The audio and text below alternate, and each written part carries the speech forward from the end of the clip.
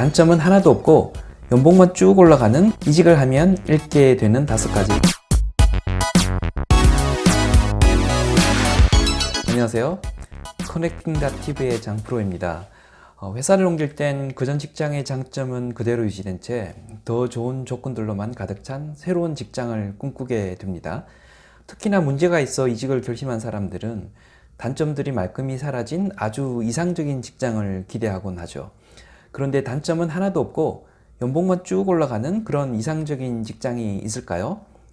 어떤 회사를 가더라도 어쩔 수 없이 그만큼 잃어버리는 것들이 생겨날 수밖에 없습니다. 이직을 하면 잃게 되는 5가지를 살펴보겠습니다.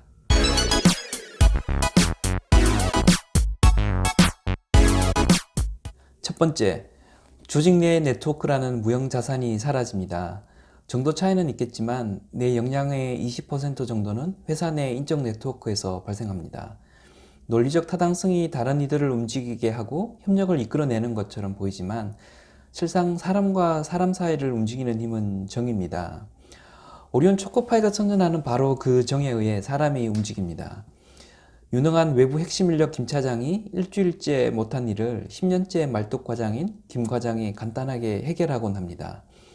좀 도와달라는 전화 한 통으로 말이죠. 많은 유능한 직장인들은 정이 들기 위해 혈연, 학연, 지연을 동원합니다. 우연히 술자리 옆 테이블에 앉았다는 사실조차도 정을 쌓기 위한 자산으로 활용하곤 하죠.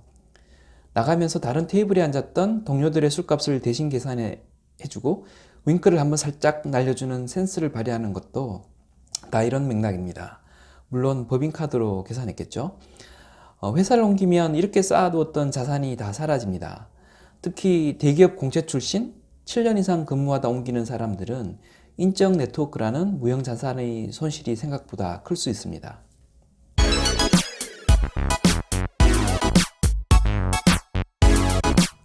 두 번째, 순혈주의 프리미엄이 사라집니다.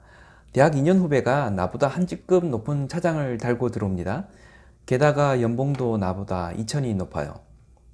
경력이 나보다 짧은 사람이 핵심 인력이라는 이름으로 내 보스로 들어오기도 합니다. 기존 뚝심 인력들은 이런 외부 인력들 때문에 회사 생활이 너무 힘듭니다. 그런데 뚝심 인력들이 간과하는 것이 있는데요.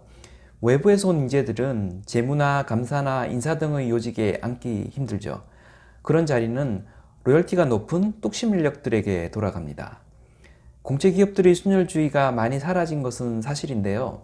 그런데 순혈주의가 완전히 사라질 수는 없습니다. 한눈 팔지 않고 일편단심 자기네 회사를 지켜온 충성도 높은 사람들을 싫어할 경영자가 있을까요? 게다가 뚝심 인력들은 근속에 따른 유무형의 보상을 받습니다. 외부 교육 기회나 승진은 물론이고 근속 10년차 금반지라도 하나 더 받죠. 반면에 외부 인력들은 뚝심 인력들이 부리는 텃세를 견디고 살아남아야 합니다. 이직을 하는 순간 순혈주의 자산은 사라집니다. 강호에 한번 발을 디디면 강호를 계속 떠도는 외로운 검객이 되어야 합니다. 공채 몇 기라는 타이틀은 생각보다 큰 자산입니다.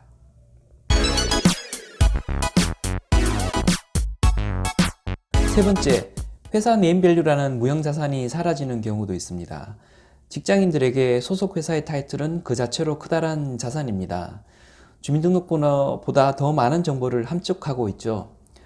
훨씬 더 좋은 회사이지만 규모가 작아서 타 분야 사람들은 잘 모르는 회사로 옮길 때 회사 네임밸류라는 무형자산이 사라지기도 합니다. 애들이 학교에서 아빠가 뭐 하는 사람인지 말하지 못해 주눅들기도 하는데요. 아빠 뭐 하시노? 그러면 예전에는 삼성전자 다니는데요 라고 하면 되는데 외국어로 된 회사 이름 이렇게 저렇게 말하다 보면 예전엔 우리 아빠 좋은 직장 다녔던 것 같은데 라고 생각하게 됩니다. 이사 갈 때 보면 전세담보대출금리가 예전보다 더 올라가 있기도 합니다. 네임밸류가 떨어지는 직장에 발을 담그면 다시 상향 곡선으로 전환하기가 쉽지 않을 수 있습니다.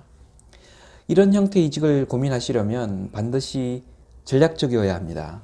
직급을 올리든가 몸값이 올라가든가 회사 성장의 과실을 공유할 수 있다든가 등의 명확한 이유가 있어야만 합니다.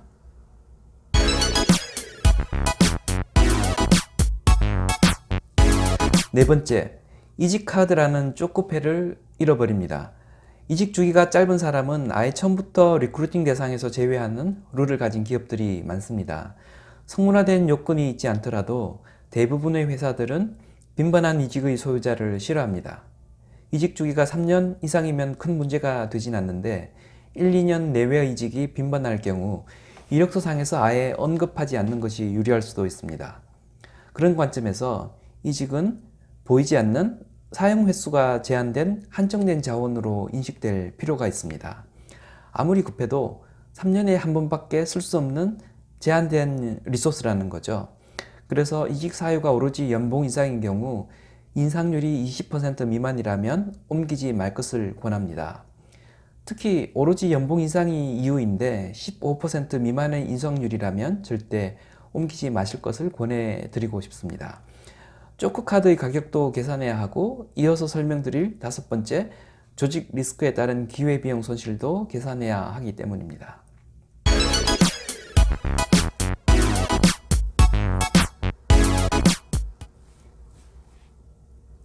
다섯 번째, 조직 리스크에 따른 기회비용 손실입니다. 지금껏 나열된 것들 중에서 가장 큰 손실이 될 수 있습니다. 현 직장에서의 발생 가능한 문제점들은 재직 기간 중에 모두 파악이 된 상태입니다. 그렇지만 옮길 직장에 대해서는 그렇지 않죠. 집을 계약할 때 매도자가 자기 집에 숨겨진 문제점을 자세히 알려주지 않듯 회사의 문제점을 속속들이 알려줄 회사는 많지 않습니다. 어떤 리스크를 가진 조직으로 들어가는지 제대로 알기 어렵습니다. 새로 만든 부서에 영입된 임원이 석 달 만에 회사를 나가버렸고 남은 팀은 공중 분해되는 과정에 입사한 것일 수도 있습니다. 과도한 업무로 일할 사람들이 회사를 떠났고 당신은 없어진 2명의 일을 해야 하는 것일 수도 있습니다. 다 괜찮은데 팀장이 또라이일 수도 있습니다. 발생 가능한 리스크의 평균값을 비용으로 본다면 이직은 리스크 관점에서 저비용 구조에서 고비용 구조로 전환되는 것을 의미합니다. 따라서 회사가 후보자에게 이직 사유를 묻듯이 이직자는 회사의 충원 사유를 알고 있는 것이 좋습니다. 납득할 만한 사유가 없이 둘러댄다는 느낌이 든다면 여러 루트를 통해 밝혀지지 않은 이유들을 파악할 필요가 있습니다.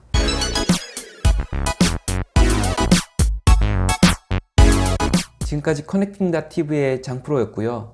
이직이나 경력 관리에 대해 고민하고 계신 분들, 제 의견이 도움이 되었다고 생각되시는 분들께서는 구독과 함께 좋아요 버튼 한번 눌러주시길 부탁드립니다. 감사합니다.